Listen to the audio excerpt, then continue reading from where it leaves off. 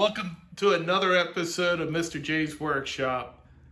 Today I got a quick little job that I want to share. I'm making an aircraft data plate. This will be a custom job. So the material I'm using today is stainless. And the first step in this job is to cut the stainless material. So I'm going to use my heavier shear for cutting this.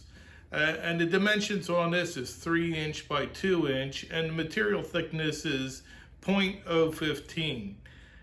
And this will have some mounting holes on it also. So once I got the material cut, now we take the process of just deburring the material.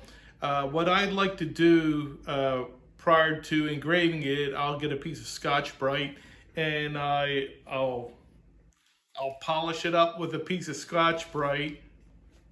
And once it's all cleaned up, I'll get some alcohol, wipe it down, get all the grime off it. And the next step will be adding Cermark. So this is a chemical process. The Cermark interacts with the laser, causing a black etching. The Cermark that I'm using is an LMM-14. It's a general purpose Cermark for metals. And for my machine here, I use a speed of 25 and a power setting of 100% and 600 dpi. So now I'm going to apply the Cermark.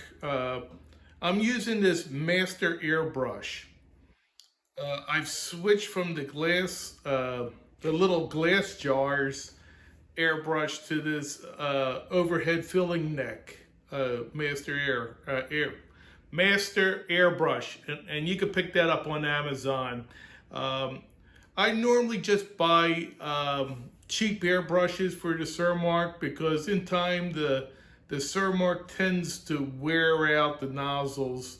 So I'll buy something very inexpensive. I don't really recall what the master airbrush was. I know my little jar airbrush at the time, I could pick them up for $10, you know.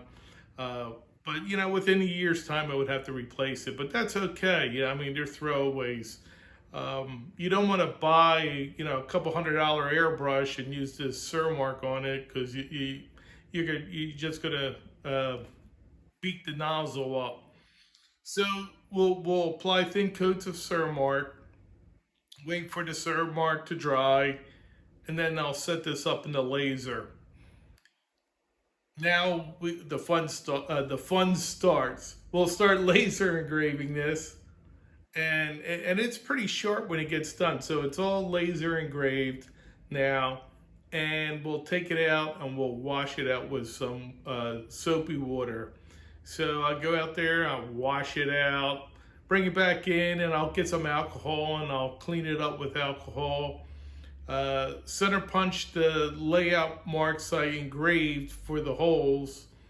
And then I like this hand hole punch that I got off Amazon.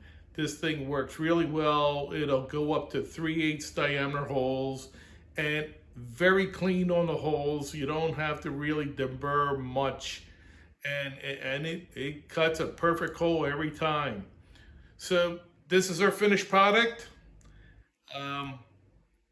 Let me know in the comments below what you think. If you liked the video, give us a like. Please subscribe.